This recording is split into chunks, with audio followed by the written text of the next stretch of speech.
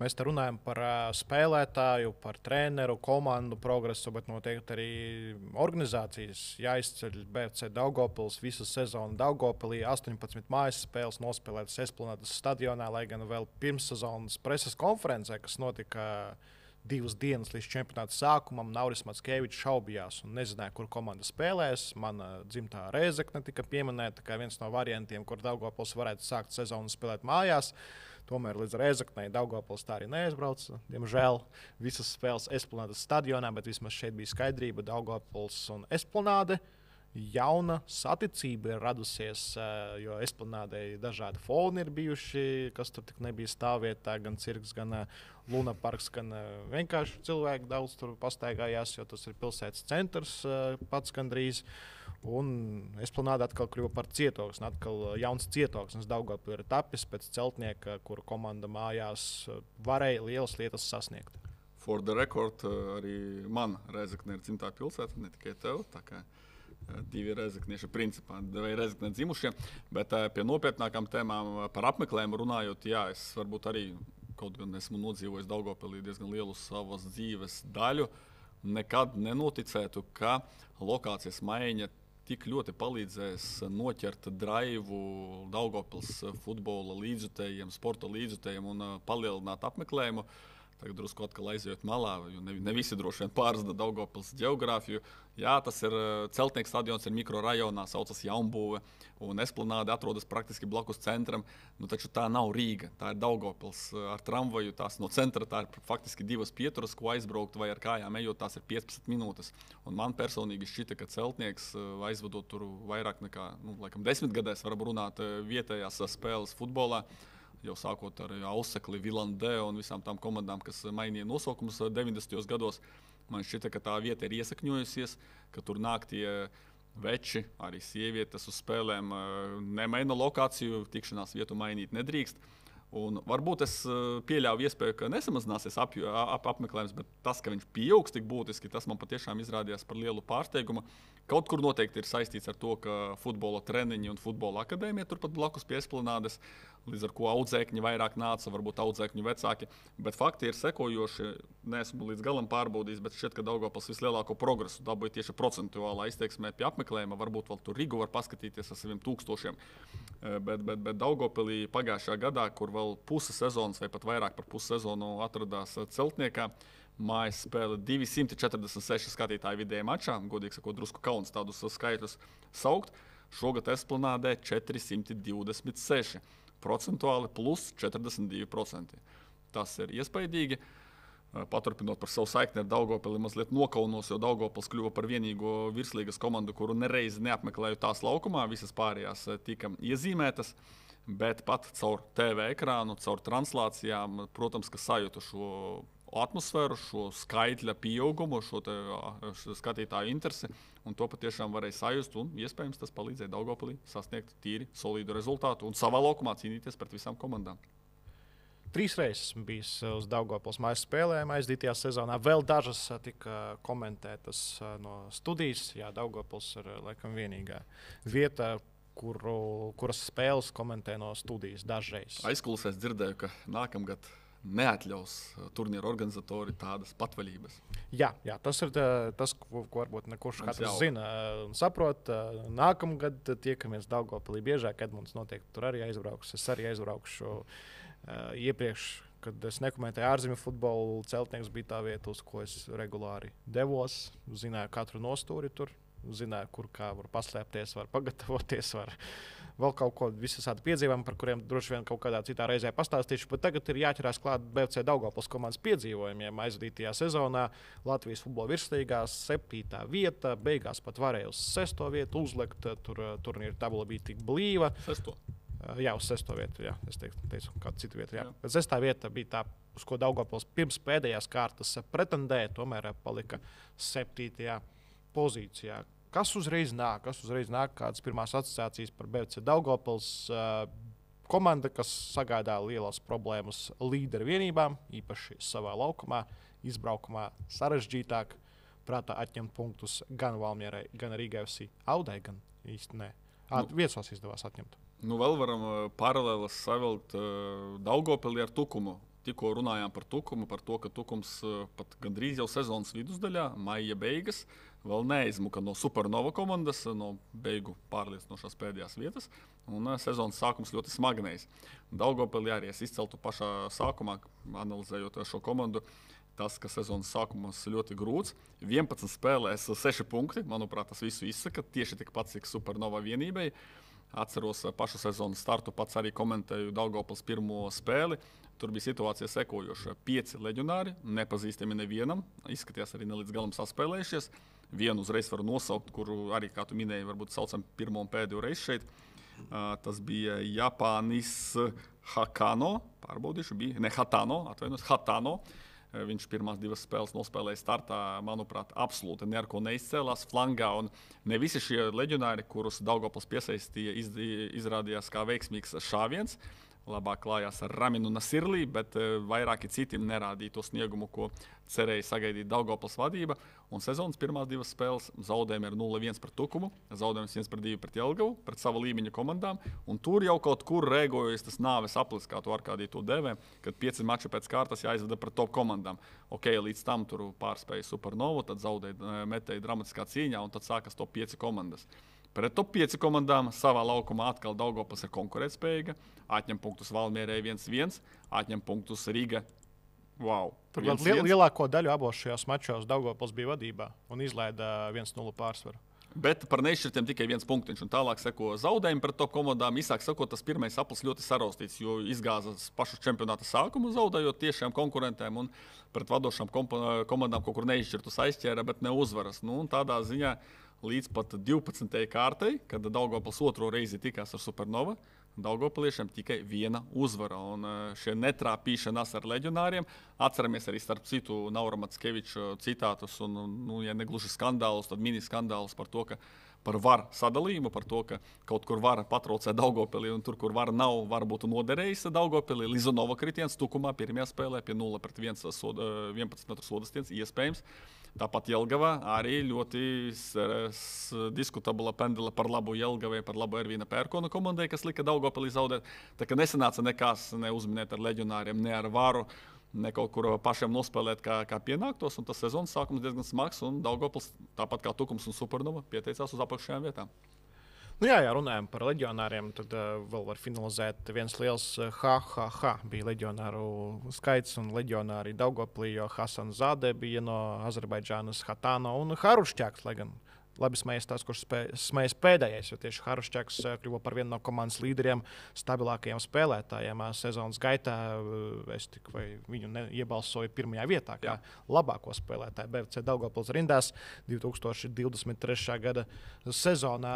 Stils īsti nemainījās. Kirillis Kurbātovs, treneris labi zināms, virsliga iepriekš arī strādājis ar BFC Daugavpils komandu īsu brīdi arī ar Riga FC, jo retais jau atcerās, ka tieši Kirillis Kurbātovs bija pirmais Riga FC galvenais treneris virslīgā.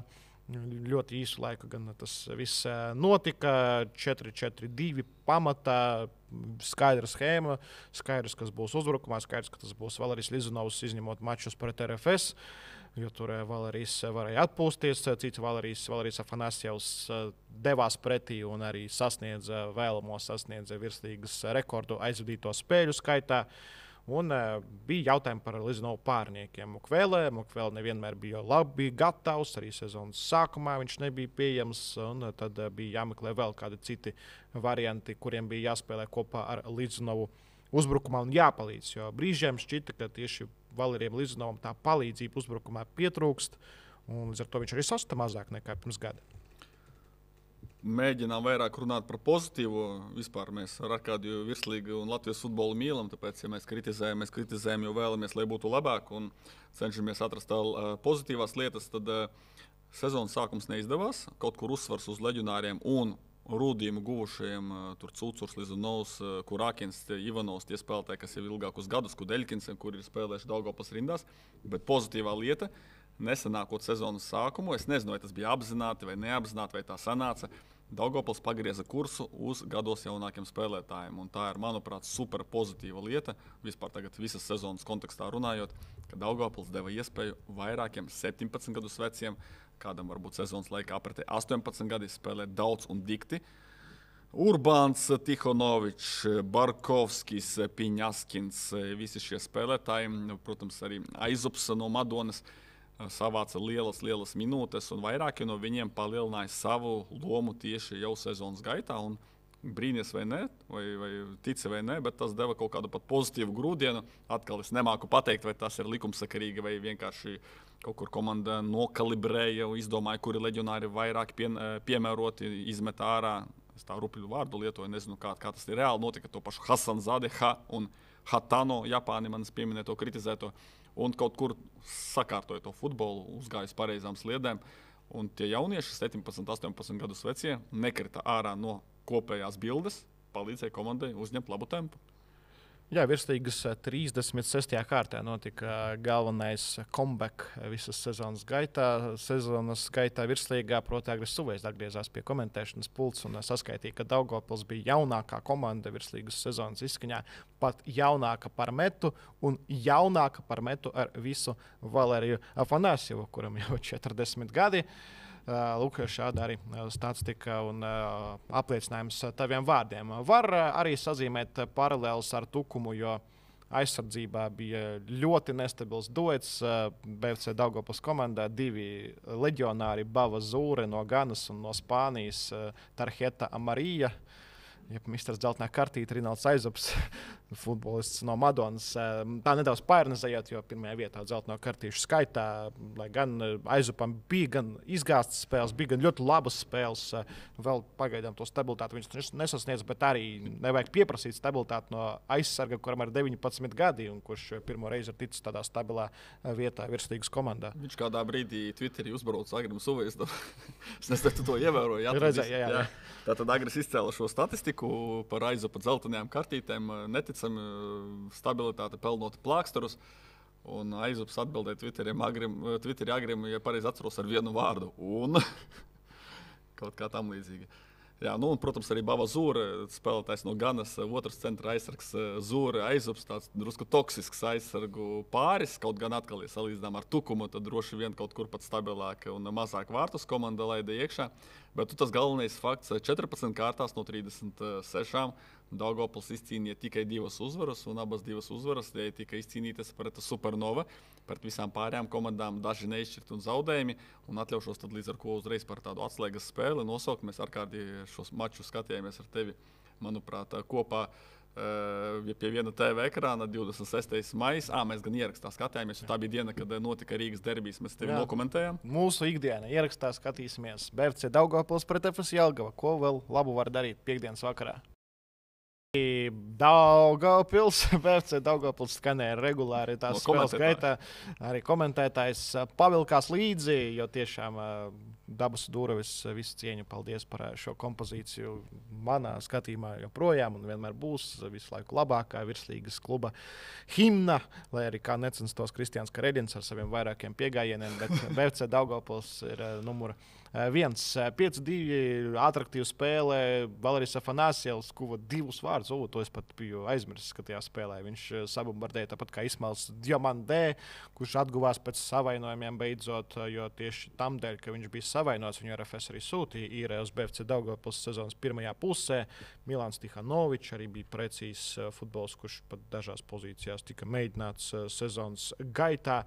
Un jā, Daugavpils atgriešanās tur notika. Daugavpils atgriešanās uz uzvaru, uz pozitīvo rezultātu. Ja ne gluži takas, tad vienkārši atrada veidu, kā uzvarēt komandu, kuras nosaukumā nav vārdi Super un Nova. Jā, un pie Diomandē pieminēju šo uzbrucēju, kurš 5-2 uzvarā guva 2 vārtus. Ar viņu ļoti interesanti, atkal pieskaroties vārdu tēmai, nepaveicās šim kaut 2 vārietim, ka spēlē Liepājā 0-1, zaudēja Daugavpilieši. Pirmais puslaiks absolūti līdzvērtīgs. 0-0, un 45. minūtē īsi pirms pārtraukuma, kā spēlēs pret Liepāju tas gadās, piemēram, Ulim Bašovam, par to arī vēl runāsim. Diomandē iesit Liepājas, ja pareizi atceros, Ukrainim Hračovam pa seju, var to piefiksē un sarkanā kārtīte Daugavpilī, un tā rezultātā zaudējums, un Diomandē nopelna 3 spēļu diskvalifikāciju.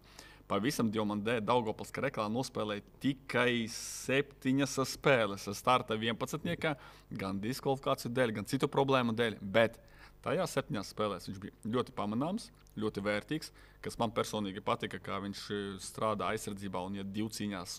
Un diezgan tāds tiešām nepatīkams uzbrucējs, kurš ķer pretinieku drusku kaut kur pie rokas, pieķer, iet kontaktiņā. Un nevelti Diomandē izpelnījās pēc tam izsaukumu uz RFS. Kaut gan šajās neilgajā laikā, 7 spēlēs, ko viņš tur paguva? Labi, guva 4 vārtus, 2 no tiem pret Jelgavu 5-2. Bet visā visumā nospēlēja ļoti maz. Un dabūja paaugstinājumu, un pēc tam jau kļuva par Latvijas čempionu. Arī tāds ieraksts sezonu sākot Daugavpils rindās. Jā, Dimondē vēl pret RFS nevarēja spēlēt. Tur arī viņam spēles iztrūka ar visu to noraidījumu. Šis ļoti, ļoti neveiksmīgs sezonas sākums no vārda veiksme un veiksmes trūkums izspēlēm Dimondē. Bet ar savu sniegumu viņš piesaistīja. Jau iepriekš arī piesaistīja RFS. Viņš taču arī pirms tam spēlēja RFS 2022. gadā. Arī Rīgas derbijā vienā bija pamatsastāvā. Bet te RFS ar viņu reiķinājās, pasauc atpakaļ. Uzreiz pirmajā spēlē viņš gūst 2 vārtus pret Valmieru. Atnes uzvaru, pēc tam arī leģendārais pokers pret Audu. Bet tas viss vairs neskar BFC Daugavpils. Komanda Daugavpilieši labi aizvadīja vasaras posmu. Vēl varēja pieminēt Žalejko, arī tas pats stāsts. Ikdienā pat trenējās, cik zināms, ar RFS, bet spēlēja Daugavpils Kreklā. Palīdzēja saturēt vidējo līniju. Rezultāti gan nenāca pārāk labi, bet Daugavpilieši tiešām centra pusargu pozīcija diezgan normāli bija nokomplektēti. Edgars Ivanovs un Glebs Žalejko. Pēc tam Žalejko arī devās uz RFS, kur pildīja spēlētāja loma, jauniešu spēlētāja loma. Tur tālāk jau Gaučs devās uz Tukuma.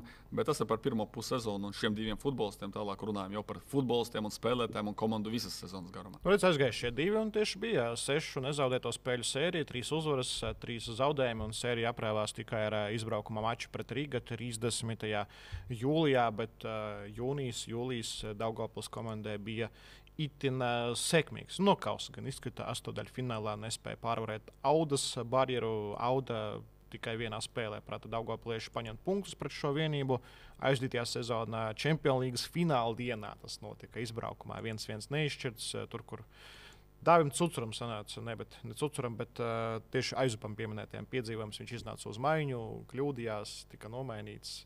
Viena no neveiksmīgākajām, nesekmīgākajām spēlēm viņam aizdītajā sezonā, bet, kā jau minēju, augšā lejā bija arī ļoti labs, solīts sniegums vairākās citās spēlēs.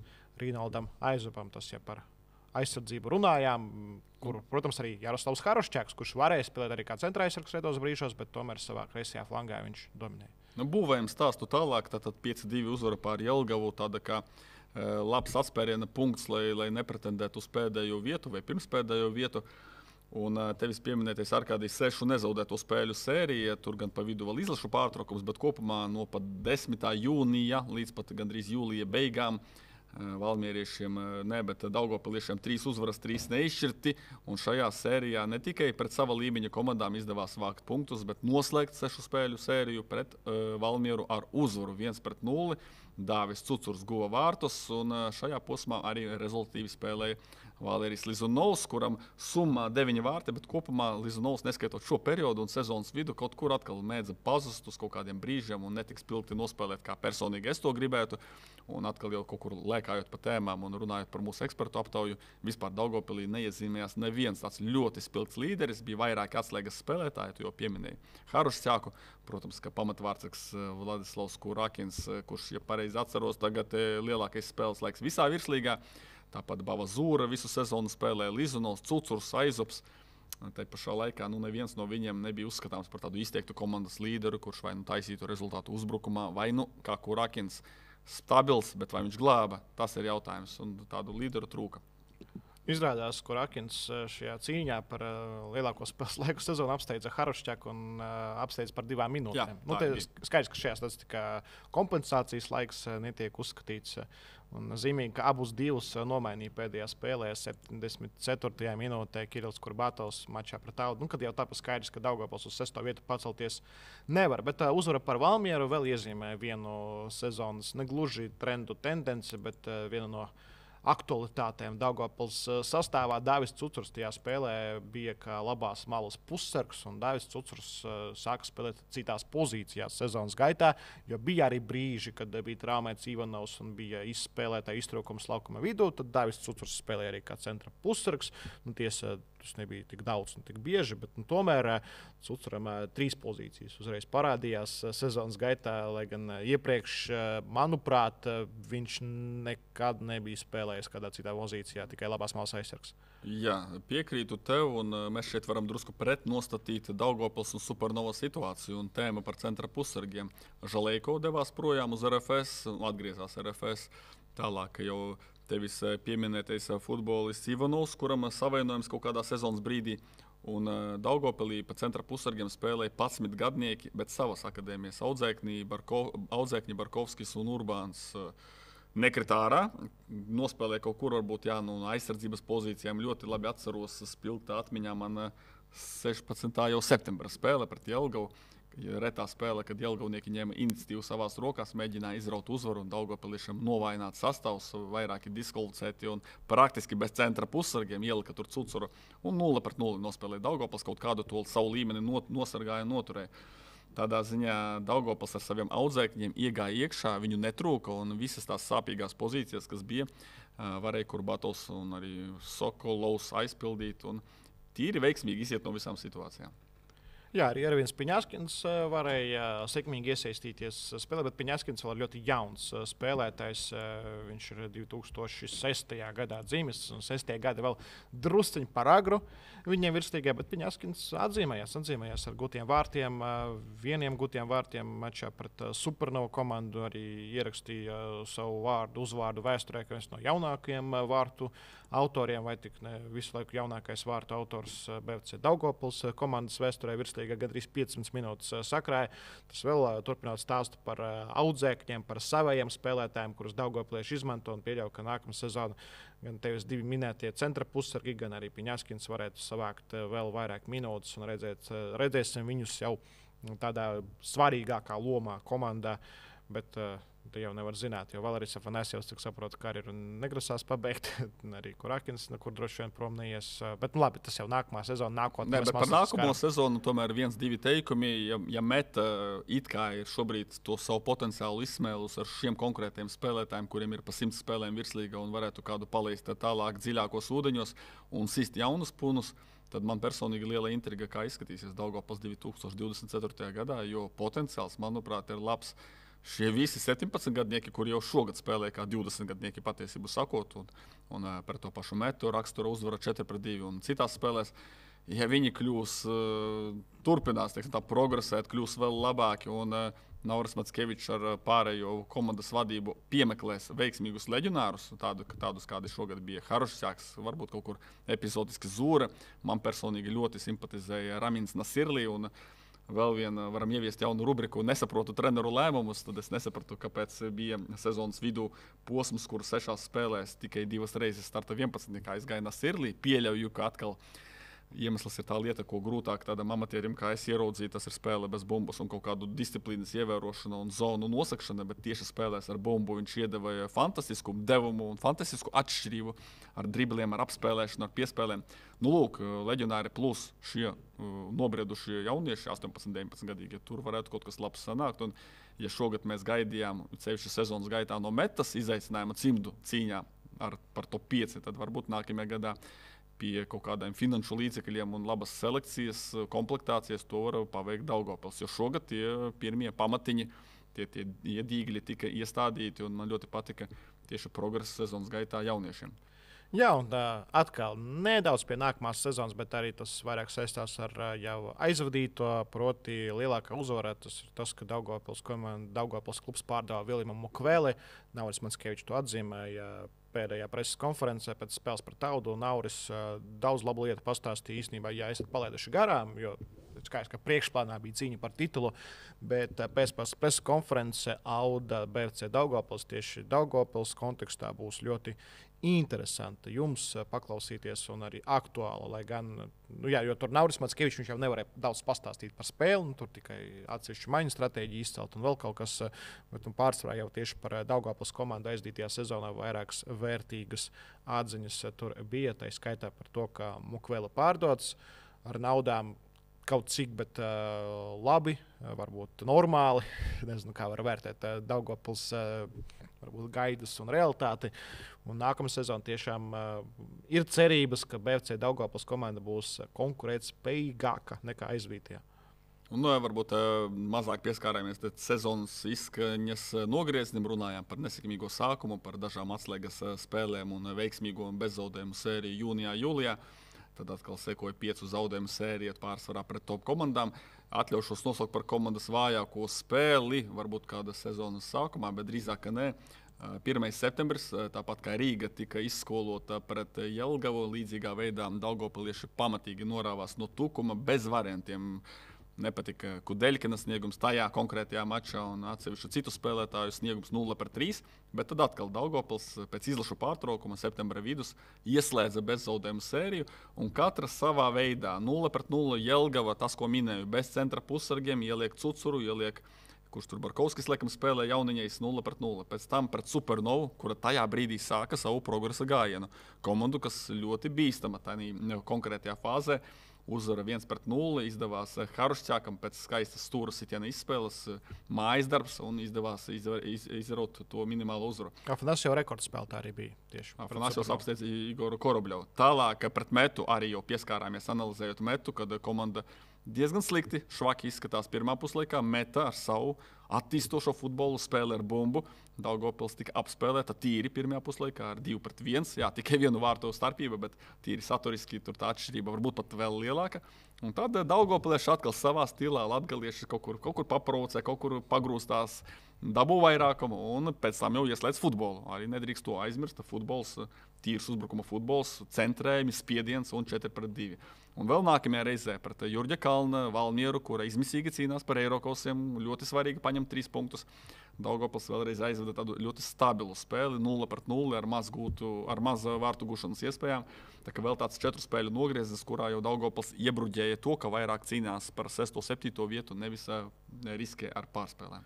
Un arī BFC Daugavpils Valmiera, mana nominācija sliktākā spēle sezonā. Ja runājam par skatāmību, vējš, visu laiku kaut kur aizspūš, momentu nav, momenti veidojās kaut kādā vienkārši veidā, ka bumbu iepūta tur, kur tai nevajadzēja atrasties. Un ļoti, ļoti grūti bija to spēli skatīties. Es vēl ierakstā mēģināju skatīties to spēli.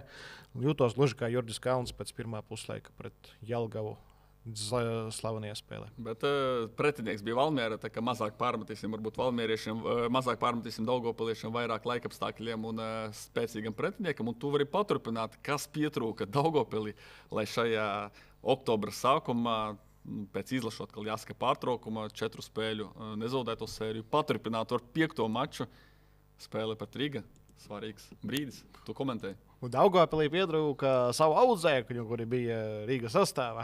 Tā var mēģināt atrisināt, jo Antonis Černomordijs, Eduards Daškevičs arī sezonas otrajā pusē spēlē ļoti svarīgu lomu Rīga komandas sastāvā, mēģinot atvert spēles, kurās neizdodas dabūt vadību, bet, galvenais varonis Baba Musā kļuva tajā mačā, abus vārtus gūstot jau kompensācijas laikā.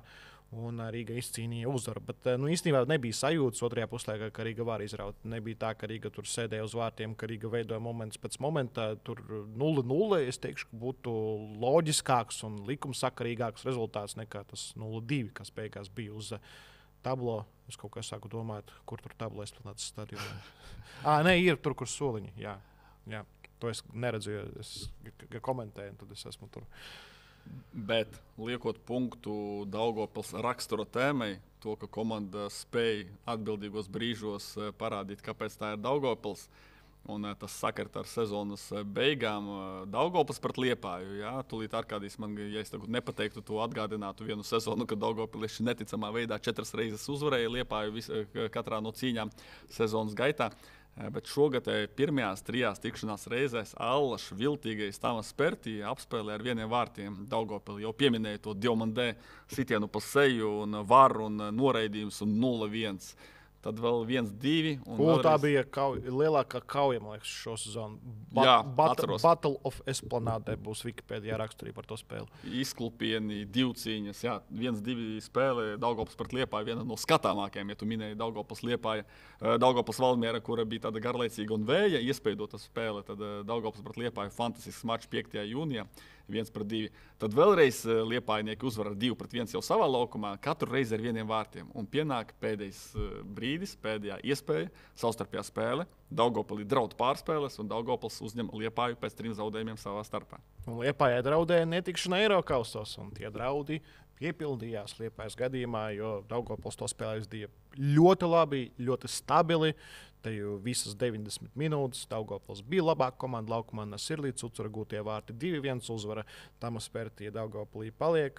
Daugavpilī paliek varbūt arī viesnīcā paraudāt, jo raudēja futbolistu, kā Tamas Pērtija pēc spēles izteicās, raudēja futbolistu pārdzīvoja par netikšanu Eirokausos, bet BFC Daugavpils ar savu raksturu parādīja un pierādīja, kam ir jābūt Eirokausos, ka nav izšķira Eirokausa ceļozīmju likteni. BFC Daugavpils, kāds teiks, ka Valmiera izšķira čempionu titulu, tad Daugavpils izšķira Eirokausu.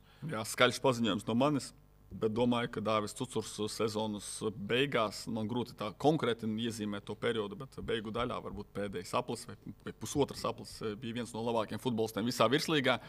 Īsts komandas līderis un arī tajās pašās 4 nezaudētajās spēlēs, par ko runājām. Būtiska loma Dāvim un pret Liepāju viņš izdara 1 sitienu mačā. XG 0,03. 3% iespēja iesist vārtus no tādas pozīcijas.